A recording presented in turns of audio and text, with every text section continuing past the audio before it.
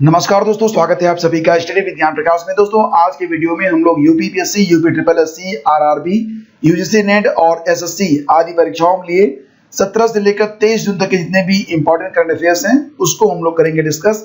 और जो प्रश्न यहाँ पर आपको मिलेंगे वो बिल्कुल यूपीपीएससी, यूपी ट्रिपल एससी का जो सिलेबस है, जो स्टैंडर्ड है, उसके अनुरूप ही आपको मिलेगा। और जो व्याख्या मिलेगी उसमें भी आपको कई प्रश्नों के जवाब मिल जाएंगे। तो ये वीडियो काफी इंपॉर्टेंट होगा। और अगर आप UPPSC, UP triple SC, RRB आदि परीक्षाओं को क्रैक करना चाहते हैं तो जो वीकली करंट अफेयर्स होता है वो वीडियो आपके लिए काफी इंपॉर्टेंट रहता है। तो आइए शुरू करते हैं आज के वीडियो लेक्चर को। सोशल मीडिया पर अगर आप हमसे कनेक्ट होना चाहते हैं तो आप हमें स्टडी विज्ञान प्रकाश लिखकर फेसबुक, ट्विटर, इंस्टाग्राम आदि पर सर्च करके हमसे कनेक्ट हो सकते हैं। तो पहला क्वेश्चन होगा कि वर्ल्ड इन्वेस्टमेंट रिपोर्ट, विश्व निवेश रिपोर्ट किस संस्था ने जारी की है। यह क्वेश्चन यूपीपीसीएस के लेवल का है और काफी इंपॉर्टेंट है। और जैसा कि आपको पता है कि इसका सही जवाब होगा option B, UNCTAD.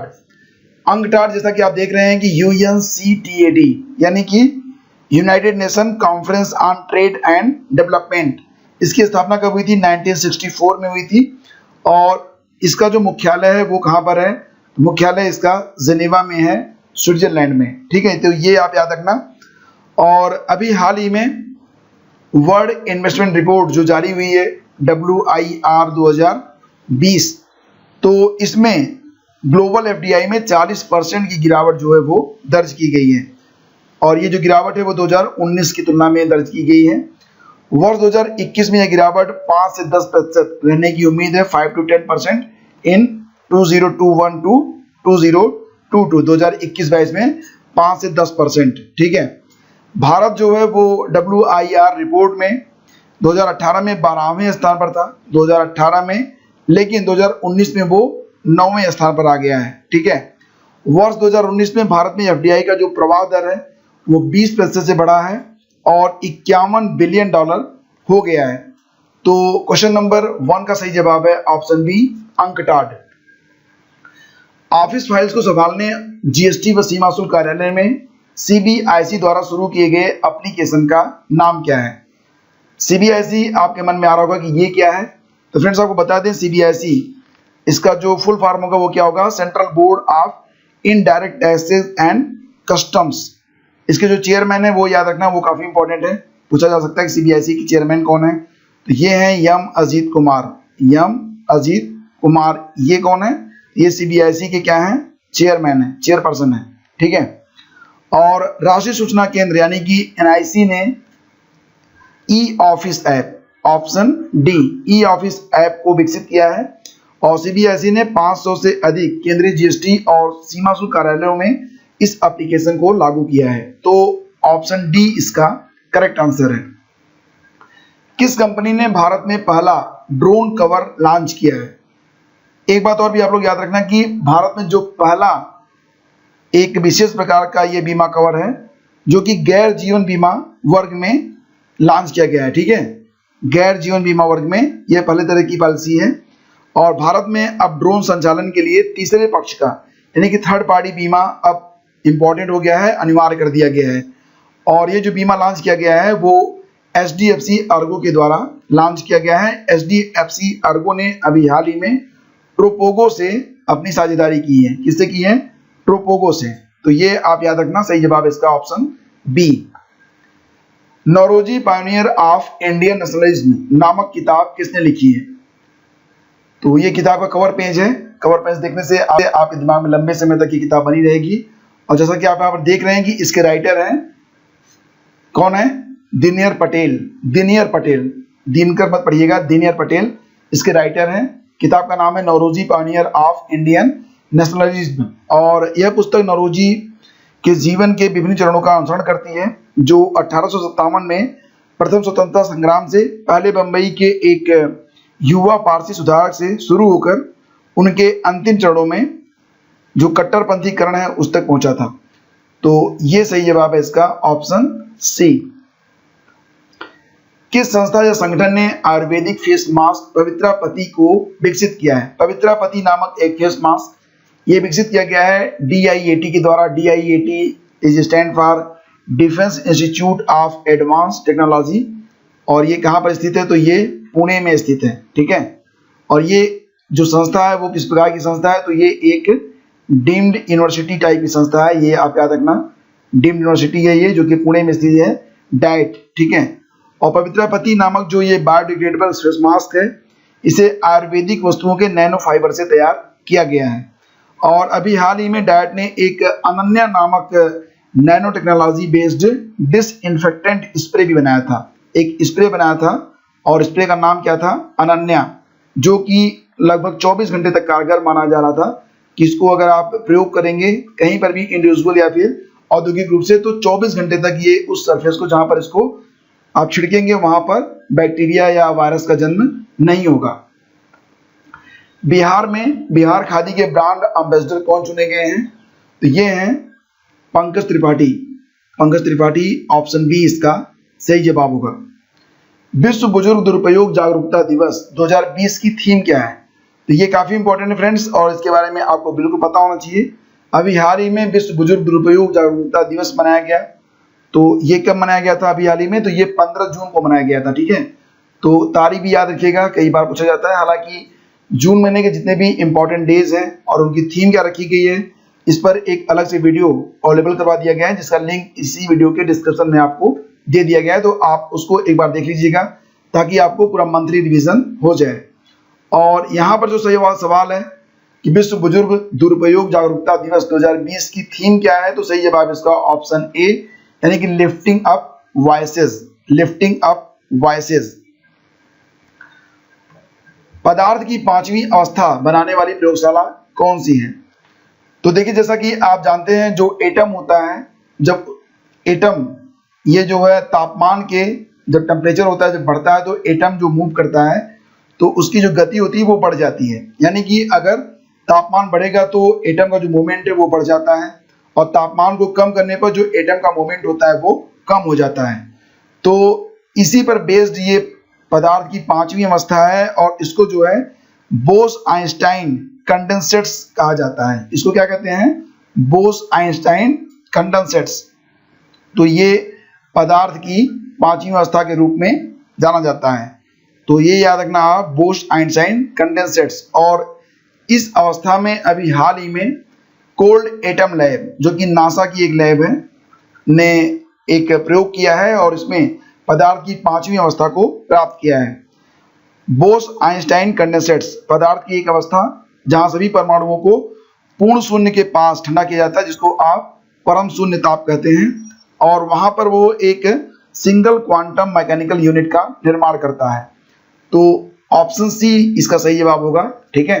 Next question होगा कि किस संगठन ने भारतीय क्षेत्र पर जलवायु परिवर्तन आकलन रिपोर्ट जारी किया है, ठीक है। तो ये जरूर याद रखना आप कि अभी हाल ही में सिर्फ इंडिया के रीजन के लिए क्लाइमेट चेंज एनालिसिस रिपोर्ट जारी की गई है, क्लाइमेट चेंज एनालिसिस रिपोर्ट। तो ये रिपोर्ट किसने जारी की है, ये रिपोर्ट जारी की गई है centre for climate change research Pune के द्वारा ये रिपोर्ट जारी हुई। तो ऑप्शन बी इसका सही जवाब है। अब यहाँ पर फ्रेंड्स एक बड़ी बात है जो कि आप बिल्कुल याद रखना, हो सकता है कि एग्जाम में पूछ लिया जाए, कि अभी हाल ही में जलवायु परिवर्तन आकलन रिपोर्ट जो कि भारतीय क्षेत्र पर जारी किया गया है centre for climate change research Pune के द्वारा, तो इसमें जो रिसर्च आई है उसके आधार पर यह बताया गया कि अगर 1901 से लेकर 2018 तक को आप देखेंगे तो जो समय है इसमें, तो भारत का जो औसत तापमान है, एवरेज टेम्परेचर, उसमें जो है गिरावट, औसत तापमान में वृद्धि दर्ज की गई है। और ये जो वृद्धि है वो कितनी है, ये है 0.7 डिग्री सेंटीग्रेड की। एक्चुअली में ये तापमान आपको देखने में कम प्रतीत होता होगा, लेकिन बड़े स्केल पर ये काफी मायने रखता है, ठीक है। एक मछली है जिसको आप देख पा रहे हैं, और इसका नाम क्या है, स्किज़ोथोरैक्स सिकुसीरुमेंसिस, ठीक है। तो ये जो मछली है इसका नाम क्या है, स्किज़ोथोरैक्स सिकुसीरुमेंसिस। तो आपको बताना ये है कि ये जो मछली है वो किस प्रदेश में खोजी गई है। तो फ्रेंड्स याद रखना कि ये जो मछली है वो अरुणाचल प्रदेश में अभी हाल ही में खोजी गई है, और वहाँ की 2 नदियाँ हैं, ठीक है। तो नदियों का जो ज्वाइंट जो मुहाना होता है वहीं पर ये मछली पाई जाती है, इसलिए इसको नाम दिया गया है स्किज़ोथोरैक्स सिकुसीरुमेंसिस। और ये जो दोनों नदियां हैं उनका नाम आप जानते होंगे, एक का नाम है सिकु और दूसरी नदी कौन सी है, सिरूम। सिकु और सिरूम नदियां जहां पर मिलती है तो उनका जो मुहाना होता है वहीं पर ये मछली पाई जाती है, जिसकी वजह से इसका नाम रखा गया स्किज़ोथोरैक्स सिकुसिरुमेंसिस। एक बार बोल लीजिए आप लोग और इसे 2 बार पढ़ लीजिएगा ताकि ये याद हो जाए, क्योंकि ये काफी इंपॉर्टेंट क्वेश्चन है। विश्व मरुस्थलीकरण एवं सूखा रोकथाम दिवस, जो कि अभी हाल ही में 17 जून को मनाया गया, तो 2020 में इसकी थीम क्या रखी गई, ये है क्वेश्चन, ठीक है। और ये काफी इंपॉर्टेंट क्वेश्चन है, 2020 की जो थीम होगी वो क्या होगी। तो फ्रेंड्स याद रखना कि विश्व मरुस्थलीकरण और सूखा रोकथाम दिवस 17 जून को जो मनाया गया, उसकी थीम रखी गई थी फूड फीड और फाइबर, फूड फीड फाइबर। तो ऑप्शन बी इसका सही जवाब होगा। तो ये बिल्कुल आप याद रखना। और क्वेश्चन नंबर 12 पे आते हैं। अभी हाल ही में विश्व प्रतिस्पर्धा सूचकांक, इसके बारे में एक बहुत डिटेल वीडियो मैंने अवेलेबल करवाया था, वर्ल्ड कॉम्पिटिटिवनेस इंडेक्स 2020 के बारे में। तो ये जो इंडेक्स जारी हुआ है उसमें अगर देखा जाए तो 2019 और 2020 में दोनों में जो भारत की रैंक है वो एक ही है, कोई बदलाव नहीं हुआ है। और ये रैंक है 43वीं रैंक है, ठीक है। और ये जो संस्था है जो वर्ल्ड कॉम्पिटिटिवनेस इंडेक्स जारी करती है, उसका नाम है IMD। IMD के बारे में जान लीजिए, IMD क्या है। तो फ्रेंड्स यहाँ पर मैं आपको बताना चाहूंगा कि अगर आप IMD के बारे में जानना चाहते हैं, इसका फुल फॉर्म होता है इंस्टीट्यूट फॉर मैनेजमेंट डेवलपमेंट, ठीक है, इंस्टीट्यूट फॉर मैनेजमेंट डेवलपमेंट। और ये एक प्राइवेट बिजनेस स्कूल है और इसका जो हेडक्वार्टर है वो लुसाने स्विट्जरलैंड में है, ठीक है, LAUSANNE, लुसाने स्विट्जरलैंड में इसका हेडक्वार्टर है। 1990 में यह स्थापित किया गया था। वर्तमान में IMD के जो चेयरमैन है, हालांकि ये इंपॉर्टेंट नहीं है लेकिन फिर भी जान लीजिए कि वर्तमान में IMD के जो चेयरमैन है उनका नाम क्या है, माइकल डिमेयर, ठीक है, माइकल डिमेयर। तो ये आप याद रखना, माइकल डिमेयर या डिमायर जो भी आप, ठीक है। तो ये क्वेश्चन बनता है यहाँ पे। और यहाँ पे जो भारत की रैंक है वो 43rd है। टॉप पोजीशन पर जो कंट्री है उसका नाम है सिंगापुर। 75वें संयुक्त राष्ट्र महासभा के अध्यक्ष, तो इसको आप जानते हैं संयुक्त राष्ट्र यूनाइटेड नेशन जनरल असेंबली के जो अध्यक्ष हैं अभी वर्तमान में किसे चुना गया है। तो यहाँ पर मैं आपको बताना चाहूंगा कि जो 74वीं संयुक्त राष्ट्र महासभा थी उसके जो अध्यक्ष थे वो कौन थे, तजनी मोहम्मद बंदे। कौन थे, तजनी मोहम्मद बंदे। और अब जो है 75वीं यानी कि वर्तमान में जो नया चुनाव हुआ है वो वोल्कान बोजकिर का किया गया है। तो याद रखना कि तजनी मोहम्मद बंदे ये 74वीं UNGA के अध्यक्ष थे और अब 75वीं जो आई है वर्तमान में उसके लिए वोल्कान बोजकिर को अभी हाल ही में चुना गया 17 जून को। तो 17 जून 2020 को इनका चुनाव किया गया है और इनका जो संबंध है वो तुर्की के राजनयिक हैं ये, ठीक है। तो याद रखना इनका संबंध तुर्की से है, तुर्की के एक राजनयिक हैं। और जबकि इसके पहले जो तजनी मोहम्मद बंदे थे इनका संबंध था कहां से, नाइजीरिया से, ठीक है। तो याद रखना कि 75वें UNGA के जो अध्यक्ष हैं उनका नाम क्या है, वोल्कान बोजकिर, ठीक है। आगे बढ़ते हैं। वैश्विक पवन ऊर्जा दिवस 15 जून का आयोजन किस संगठन द्वारा किया गया। अब यहाँ पर हो सकता है कि आपके मन में एक सवाल और भी आ सकता है कि अभी जो है जो अध्यक्ष हैं क्या वो बदल गए हैं क्या। तो देखिए हर साल जो जनरल असेंबली होती है उसके नए अध्यक्ष चुने जाते हैं, ये बात आप जरूर याद रखना, ठीक है।